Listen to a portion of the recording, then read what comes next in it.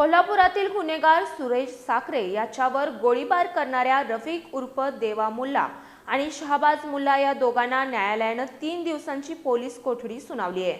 या दोघांनी कोणत्या कारणातून सूरज साखरे याच्यावर गोळीबार केलाय याचा तपास पोलिसांनी सुरू केलाय। पोलीस रेकॉर्डवरील कोल्हापुरातील सराईत गुन्हेगार सूरज साखरे याच्यावर क्रांतिसिंह नाना पाटील नगर परिसरात गोळीबार करण्यात आला होता।